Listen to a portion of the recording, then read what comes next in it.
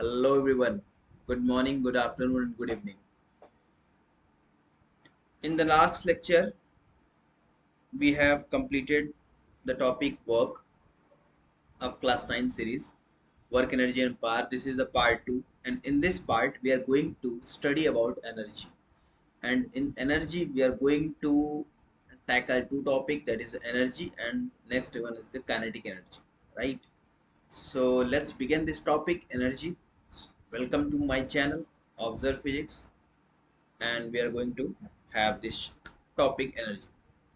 So basically, what is energy in terms of see, there are many kinds of energy, there are many types of energy. For example, we have solar energy. This is solar energy. Energy comes from the solar, it is converted into electrical energy, right? This is solar energy. Wind energy. Wind energy, you have heard about this. And the electrical energy, electricity, this is electrical energy. Okay. And the next is the internal energy of human body.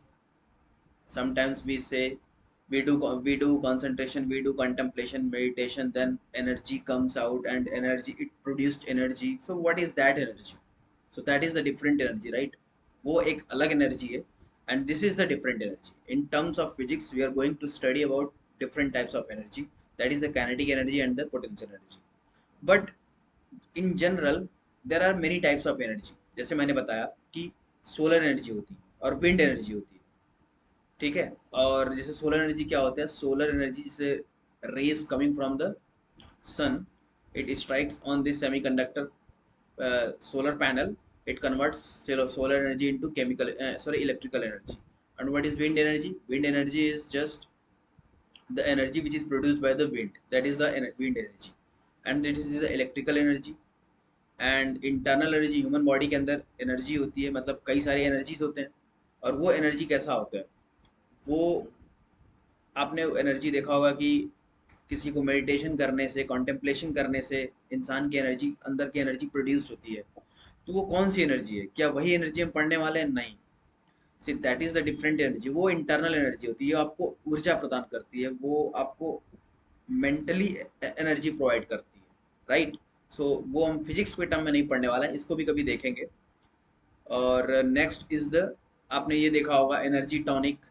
Tonic पीने से energy आ जाती है. तो कौन सी energy आ जाती है, कौन सी energy आ जाती है? तो ये सारी जो टर्म्स है एनर्जी के टर्म में, पर्सन्स की एनर्जी होती है, हर इंसान की एनर्जी होती है. तो एनर्जी के टर्म, अगर मैं एनर्जी जनरल की बात करूँ तो कई सारी एनर्जी हो जाती है. जैसे आप यहाँ पे दवाई पीते हो, टॉनिक पीते हो, तो टॉनिक पीने के बाद आपको एनर्जी आती है. वो कौन सी एनर्जी आती है?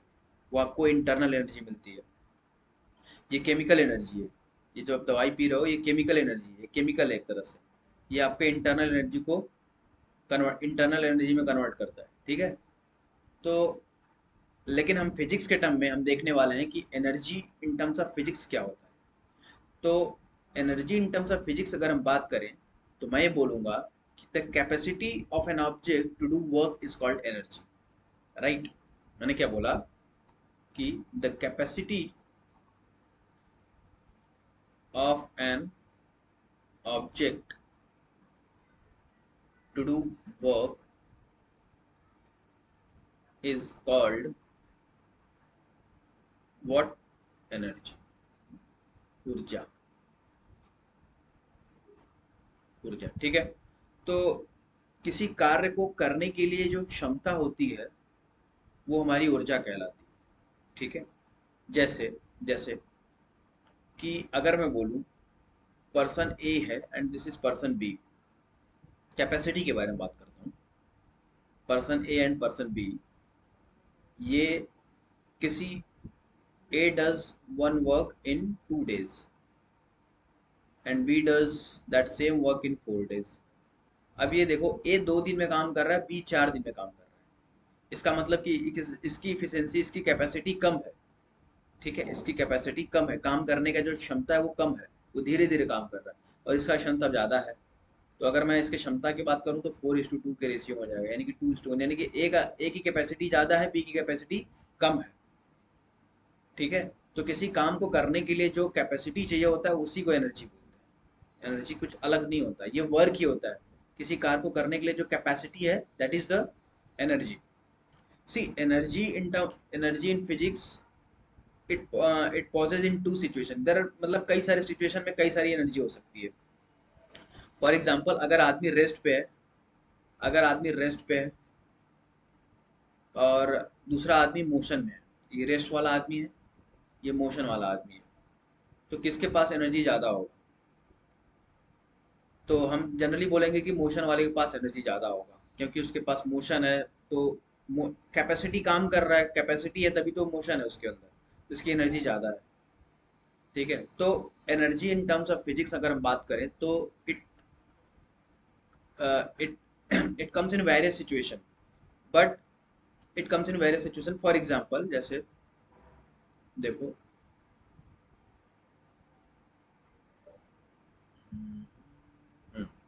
एनर्जी, ठीक है, दो टर्म में. एक तो या तो मोशन में हो बॉडी, तब क्या होगी एनर्जी. एक उसका पोजीशन में कोई चेंज हो रहा हो, एक उसके मोशन में कोई चेंज हो रहा हो, दूसरा उसके पोजीशन में कोई चेंज हो रहा हो.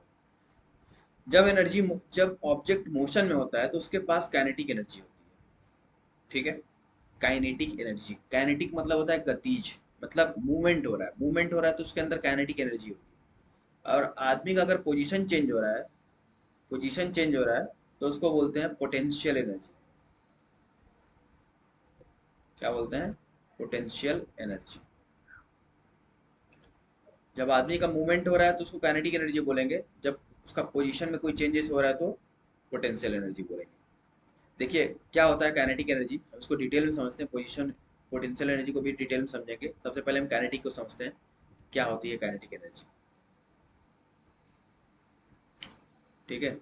तो अगर मैं इसका डेफिनेशन बोलूं, the energy possesses by an energy energy of an object because of its motion, उसके मोशन के वजह से is called kinetic energy. Fine. तो किसी के मोशन के कारण से अगर कोई एनर्जी प्रोड्यूस हो रही है तो उसको क्या बोलते हैं? काइनेटिक एनर्जी बोलते हैं. So we call them as kinetic energy. ठीक है. अब देखिए काइनेटिक एनर्जी क्या होता है उसको और डिटेल में देखते हैं एग्जांपल से. जैसे ये लेडी हैं, ये रनिंग कर रहे हैं, ये मतलब ये मोशन में है. इसका मतलब ये है ये मोशन में है, तो इनके अंदर एक काइनेटिक एनर्जी है. मोशन में काइनेटिक एनर्जी. देखो इसके इनके अंदर एक कैपेसिटी, किसी मतलब वहाँ यहाँ से अगर यहाँ जा रही हैं तो यहाँ से यहाँ जाने में इनकी जो डिस्टेंस ट्रेवल कर रही है वो अपना एक वर्क कर रही हैं. ठीक है. वो अपने वर्क कर रही हैं, अपने कैपेसिटी से काम कर रही हैं. तो उनके अंदर मोशन आया तो इसके मतलब ये काइनेटिक एनर्जी. मतलब ये देखो, अब ये मूवमेंट करती हुई आगे बढ़ रही है, तो इनके अंदर काइनेटिक एनर्जी है. अगर इनकी काइनेटिक एनर्जी जीरो हो जाए तो वो रेस्ट पे रहेंगे. ठीक है. नॉन जीरो है तो काइनेटिक एनर्जी कुछ ना कुछ होगा. इसका मतलब ये है कि मैं ये बोल सकता हूँ kinetic energy possesses speed. Possesses what? Speed. Velocity भी बोल सकता हूँ. ठीक है. अगर किसी ऑब्जेक्ट के अंदर स्पीड है, वेलोसिटी है, तो वो उसके it possesses what? Kinetic energy. Right. और जैसे ये देखो, ये पेंडुलम देख रहे हो आप, ये यहाँ पे गया, यहाँ से यहाँ जा रहा है. तो अब इसके अंदर ये देखो काइनेटिक एनर्जी है. अब ये इसके अंदर अगर इसको मैं रेस्ट पे ला दूँ, ये क्योंकि मोशन में है, क्योंकि ये ऑब्जेक्ट इस तरह से, ये पेंडुलम इस तरह से मोशन कर रहा है, तो इसके मतलब ये मोशन में है. इसका मतलब ये इसके it causes what? Kinetic energy. ठीक है. Kinetic energy. देखो किसी ऑब्जेक्ट को मोशन में लाने के पहले सबसे पहले हमें एक इनिशियल फोर्स अप्लाई करना पड़ेगा, एक इनिशियल फोर्स देना पड़ेगा, तभी वो ऑब्जेक्ट मोशन में आएगा. अदरवाइज न्यूटन का फर्स्ट लॉ वैलिड नहीं होगा. ठीक है. अगर रेस्ट पे है तो उसको मोशन में लाने के लिए एक कम से कम एक्सटर्नल फोर्स अप्लाई करेंगे, तब वो जाके मोशन में आएगा. तो अगर मान लो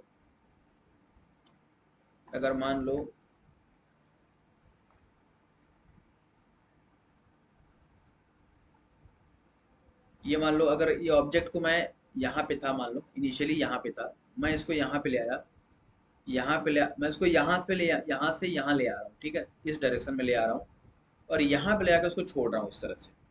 अब जैसे ही मैंने इसको यहाँ से यहाँ ले आया, इसका मतलब कि इसके अंदर एक फोर्स, मैंने इसको एक एक्सटर्नल फोर्स अप्लाई किया यहाँ तक लाने में, ठीक है। अब यहाँ से लाने में, यहाँ पे लाके मैंने इनिशियल स्पीड से छोड़ दिया, इनिशियल स्पीड 0 मान लो, यहाँ से छोड़ दिया। अभी इसके अंदर क्या हो जाएगा, मोशन डेवलप हो जाएगा, क्योंकि इस पे एक छोटा सा एक्सटर्नल फोर्स लग गया है, और that is a restoring force इसको बोलते हैं। रिस्टोरिंग फोर्स की वजह से वो नीचे की तरफ आएगा, ठीक है, नीचे की तरफ आएगा और वो मोशन करता रहेगा। That is the kinetic energy, it possesses kinetic energy, ठीक है। आगे बढ़ते हैं। ये देखो, जैसे यही सिचुएशन है, मान लो यहाँ पे ऑब्जेक्ट था, इनिशियली 0 था, मैं इसको यहाँ पे ले गया और यहाँ से ले आके छोड़ दिया मैंने इसको। अब ये छोड़ दिया तो क्या इस तरह से ये मोशन करता रहेगा, पेंडुलम की तरह, पेंडुलम ही है। अब जब यहाँ से ये मोशन छोड़ेगा, जब यहाँ से ये पास होगा, तो यहाँ पे जब आएगा, यहाँ से इसके बाद उसकी पीछे की तरफ आ रहा है, इसका मतलब यहाँ पे इसकी स्पीड क्या हो जा रही है, 0 हो जा रही है। भाई जब यहाँ पे ऑब्जेक्ट था, मैंने क्या बोला कि ऑब्जेक्ट यहाँ पे था, ठीक है, यहाँ से मैंने इसको यहाँ पे ले गया, अब ये मोशन करने लगा आराम से, अभी कोई दिक्कत नहीं है, मोशन कर रहा है।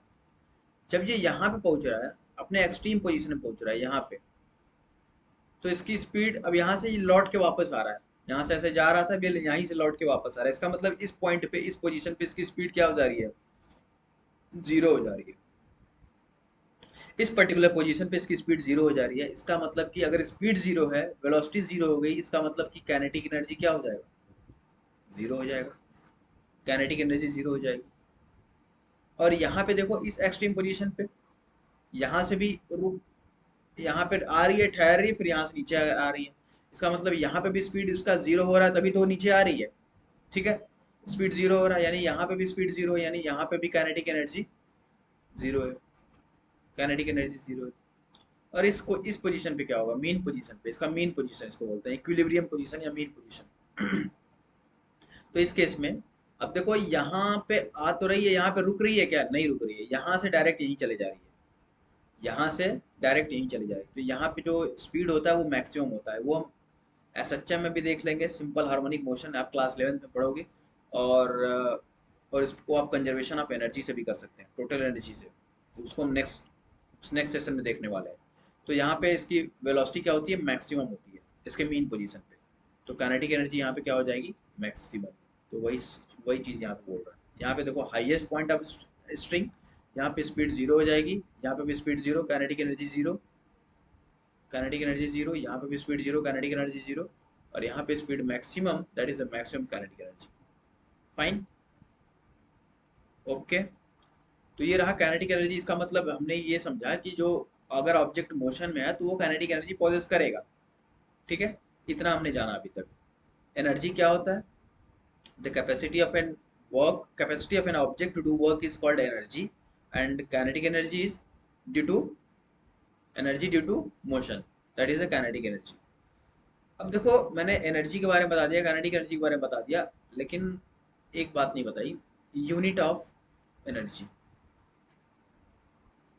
एनर्जी का यूनिट क्या होता है, एनर्जी का यूनिट होता है जूल, ऐसा यूनिट क्या होता है, जूल, ठीक है, जूल होता है, सिंपल। तो काइनेटिक एनर्जी का भी यूनिट क्या हो जाएगा, जूल हो जाएगा। पोटेंशियल एनर्जी का भी क्या यूनिट हो जाएगा, जूल हो जाएगा, सबका यूनिट जूल हो जाएगा, ठीक है। अब देखो, expression of kinetic energy, kinetic energy का एक्सप्रेशन क्या होगा, देखो, मान लो कि ये कोई ऑब्जेक्ट है इस तरह से, ठीक है, और ये पोजीशन ए है, ये पोजीशन बी है ना। मैंने इसको अभी तो रेस्ट पे है, इस टाइम पे क्या है, अभी रेस्ट पे, ठीक है। अभी रेस्ट पे है, तो इसके अंदर काइनेटिक एनर्जी कितनी हो जाएगी, रेस्ट पे है तो काइनेटिक एनर्जी हो जाएगी 0, क्योंकि रेस्ट पे है, इसकी कोई स्पीड नहीं है, कोई वेलोसिटी नहीं है, काइनेटिक एनर्जी 0 हो जाएगी। अभी मैंने इसको एक छोटा सा एक इनिशियल फोर्स एफ अप्लाई कर दिया, एफ अप्लाई करना पड़ेगा तभी तो इसके अंदर मोशन आएगा, अदरवाइज न्यूटन लॉ वैलिड नहीं होगा, फर्स्ट लॉ। तो मैंने एक फोर्स एफ अप्लाई कर दिया इसके ऊपर, ऑब्जेक्ट के ऊपर, और ये मान लो बी पोजीशन पे आ गया, be constant F force apply किया था, ठीक है, एफ फोर्स अप्लाई किया मैंने, और इसकी स्पीड मान लो यू, यू यू मान लो इनिशियल स्पीड थी, अब फाइनल, हालांकि इनिशियल स्पीड जीरो है, ठीक है, इनिशियल स्पीड जीरो थी, और यहाँ पे इस पोजीशन बी पे इसकी स्पीड हो जाती है मान लो बी, फाइनल स्पीड कितनी हो जाती है v, initial zero, final v. अब ये मान लो यहाँ से ए से B distance x distance travel करता है, ए से बी में कितना डिस्टेंस ट्रेवल करता है एक्स, ये केस है, ये ए था, ये बी था, ये position A, this is position B, and from here to here there is displacement of x, and here it is initial speed u equals to 0, and here it is initial speed v something, and we have applied a initial force that is f, ठीक है। अगर मैंने force apply किया है तो उसके अंदर acceleration भी आएगा, क्योंकि ये ऑब्जेक्ट है ऑफ मास m है, ऑब्जेक्ट है तो उसका कुछ मास तो होगा ही होगा, मासलेस तो होगा नहीं, और मैंने एक फोर्स एफ अप्लाई कर दिया, बल अप्लाई कर दिया, तो इसके अंदर कुछ एक्सेलरेशन आएंगे, ठीक है। वो एक्सेलरेशन क्या होगा, A is equals to F by M होगा एक्सेलरेशन, यही होगा, A is equals to F by M, constant force F था, मास एम था, A is equals to F by M. अच्छा जी, अगर मैं इसकी v को अप्लाई, v को यूज करना चाहूँ, इसकी v के वैल्यू को निकालना चाहूँ मैं, अगर मैं v की वैल्यू को निकालना चाहूँ, ये v को मैं कैलकुलेट करना चाहूँ, v क्या होगा, तो मैं क्या लिखूंगा, यूजिंग यूजिंग इक्वेशन न्यूटन, कौन सा equation of motion, third equation of motion, v square minus u square equals to 2as, यही है थर्ड इक्वेशन ऑफ मोशन। मुझे v फाइंड आउट करना है,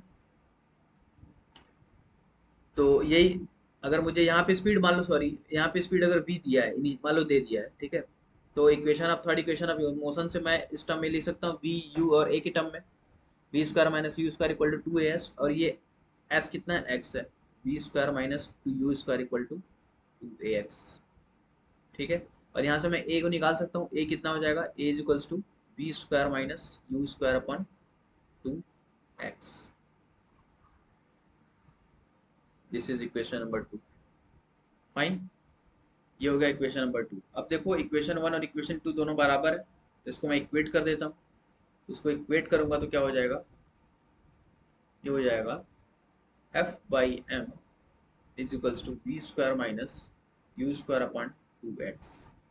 यू तो देखो जीरो हमने लिया है, ठीक है, यू नॉन जीरो भी हो सकता है, ऐसा कोई जरूरी नहीं है कि यू जीरो ही होगा, कुछ भी हो सकता है, नॉन जीरो भी हो सकता है, तो यहाँ से मैं लिख सकता हूँ F equals to half m by x v square minus u square, ठीक है, ये आया, यानी F equals to half m v square minus u square upon x, यही था। अब मैं इसको क्या करता हूँ, एक्स को इधर ले जाता हूँ, तो क्या हो जाएगा, F into x is equals to half m v square minus u square, ठीक है। अब देखो एफ इंटू एक्स क्या होता है, work done by force, this is, ये क्या है, ये it is nothing but the work done by force, work done by force ही है।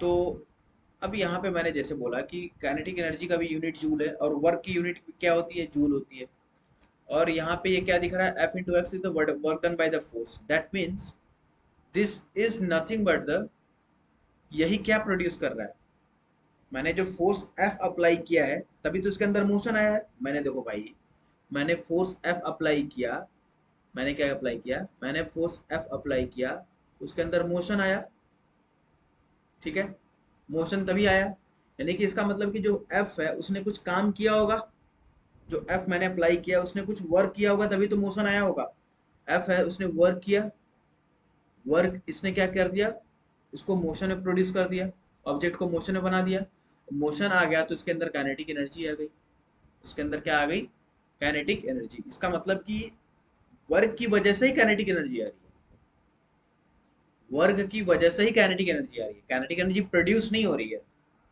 ठीक है, इट इज कन्वर्टिंग, मैंने जो फोर्स ने जो वर्क किया है वही कन्वर्ट होके काइनेटिक एनर्जी के फॉर्म में आ रही है। आर यू वेटिंग में? मैं क्या बोल रहा हूँ कि जैसे ये ऑब्जेक्ट था, मैंने इसको एफ, अगर मैं इसको फोर्स एफ अप्लाई नहीं करूंगा, मैंने इसको कोई फोर्स ही नहीं देना रेस्ट पे मान लो, तो इसके अंदर काइनेटिक एनर्जी आएगी क्या? नहीं आएगी। जब तक मैं इसके अंदर एक छोटा सा फोर्स, चाहे कितना भी फोर्स अप्लाई करूंगा, तभी तो इसके अंदर कुछ मोशन आएगा, एक्सेलरेशन आएगा। फोर्स आएगा तो एक्सेलरेशन आएगा, एक्सेलरेशन आएगा तो मोशन आएगा, जब मोशन आएगा तो क्या होगा? काइनेटिक एनर्जी डेवलप होगी, काइनेटिक एनर्जी कन्वर्ट होगा। तो इसका मतलब ये जो वर्क हो रहा है वो वर्क डन बाय जो फोर्स हो रहा है वही काइनेटिक एनर्जी में कन्वर्ट हो रहा है। ठीक है, वर्क डन ही काइनेटिक एनर्जी है। फाइन। तो मैं यहाँ पे लिख सकता हूँ, इसको मैं हटा देता हूँ।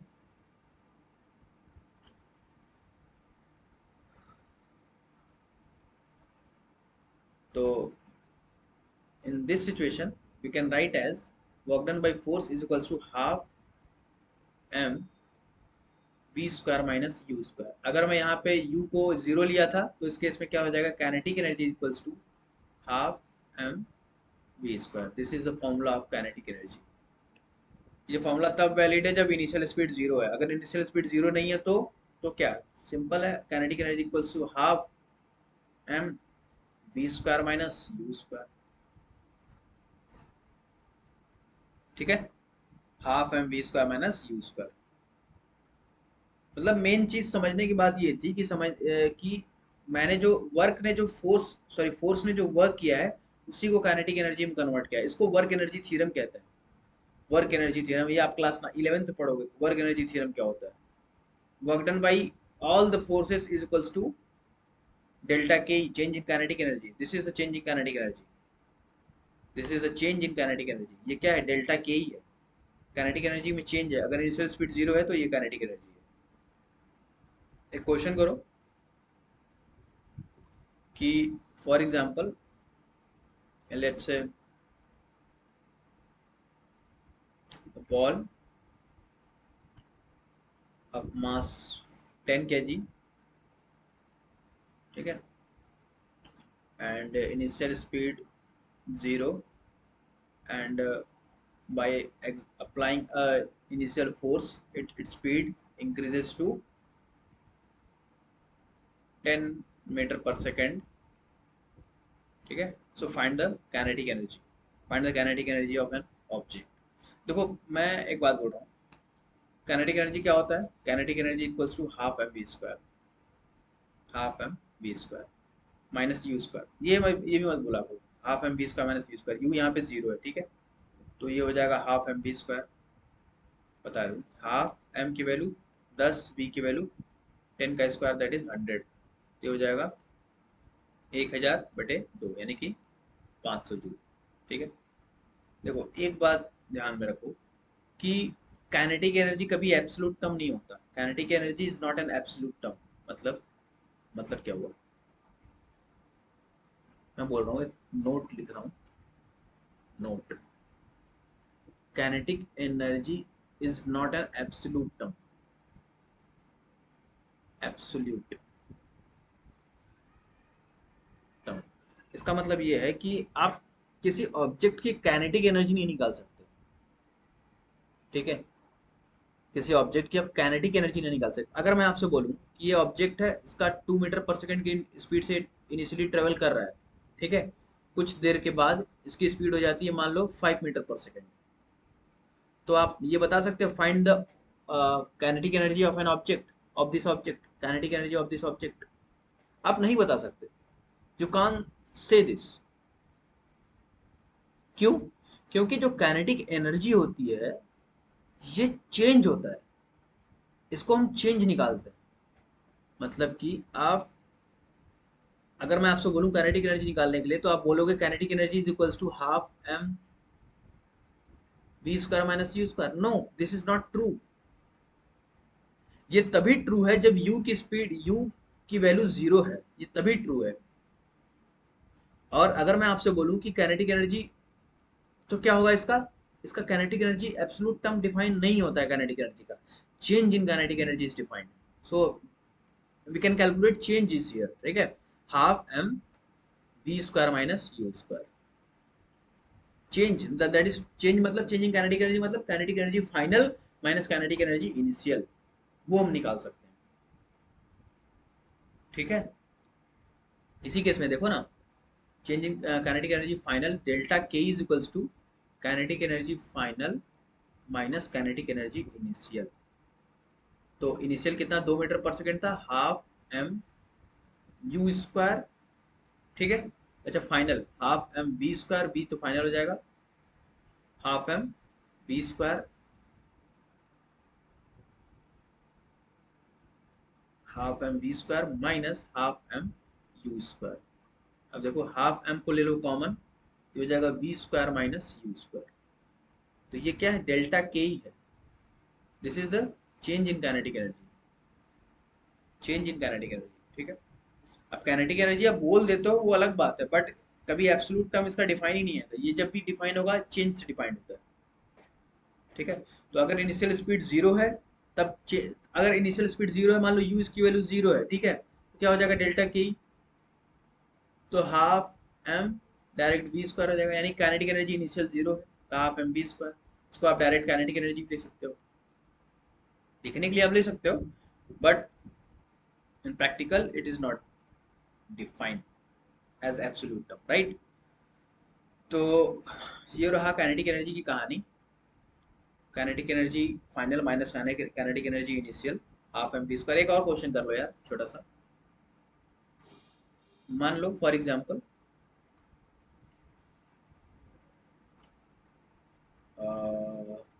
Yes, a ball is thrown upward, ठीक है, a ball is thrown upwards with a speed of कितना, मान लो 20 मीटर पर second. so find the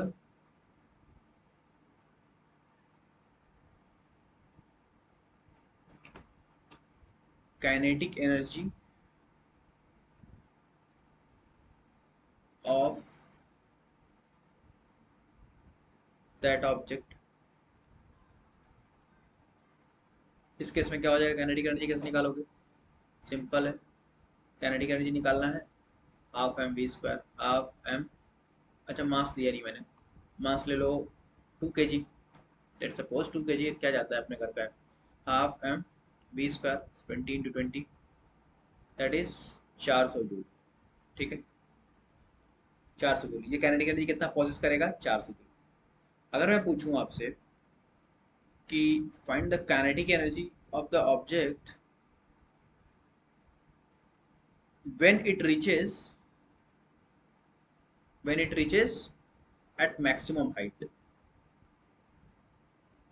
kinetic energy at maximum height, जब ये मैक्सिमम हाइट अटेन करेगा, जब ये मैक्सिमम हाइट अटेन करेगा तो उसकी काइनेटिक एनर्जी क्या होगी, यही ना। तो देखो उस केस में क्या होगा, जब मैं मैक्सिमम हाइट अटेन करेगा तो इसकी स्पीड हो जाएगी 0 और इनिशियल स्पीड कितना था 20 मीटर पर सेकेंड। तो kinetic energy at maximum height, यहाँ पे मैक्सिमम हाइट पे क्या होगा, मैक्सिमम हाइट यहाँ पे, तो क्या हो जाएगा, स्पीड क्या हो जाएगी 0, half m zero square that is 0 joule. इस पर्टिकुलर पोजीशन पे यहाँ के लिए डिफाइन है एब्सोल्यूट। अगर मैं अगर मैं पूछ लूंगा कि यहाँ से यहाँ तक जाने में कितना उसको काइनेटिक एनर्जी कितना क्या हुआ, तो आप चेंज निकालोगे। मैं पूछ रहा हूँ, हालांकि थर्ड क्वेश्चन में थर्ड थर्ड ये है, क्या है कि find the kinetic energy through out the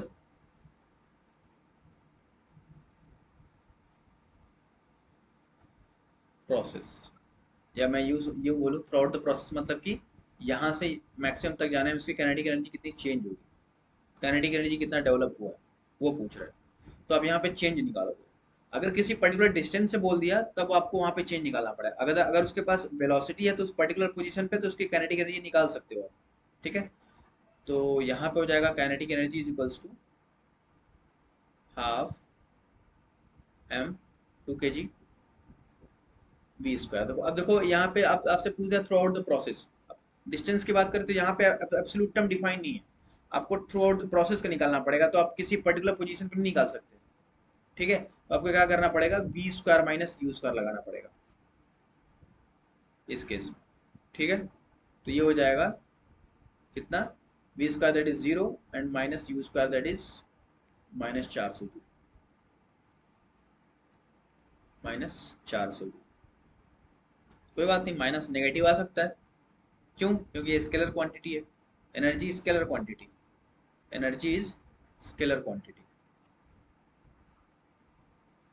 positive negative zero कुछ भी हो सकता है, स्केलर क्वांटिटी। ठीक है, तो आई होप ये काइनेटिक एनर्जी आपको समझ आ गया होगा कंप्लीटली। और तब तक आप न्यूमेरिकल सॉल्व करिए, काइनेटिक एनर्जी का बहुत सिंपल होते हैं। ठीक है, बस इसमें इक्वेशन ऑफ मोशन का यूज करना पड़ता है और कुछ नहीं। नेक्स्ट वीडियो में हम देखेंगे और पोटेंशियल एनर्जी के बारे में, और हम जानेंगे कि और कंजर्वेशन ऑफ एनर्जी के बारे में देखेंगे। तो तब तक के लिए शुक्रिया, धन्यवाद, bye bye, take care, wish you all the best.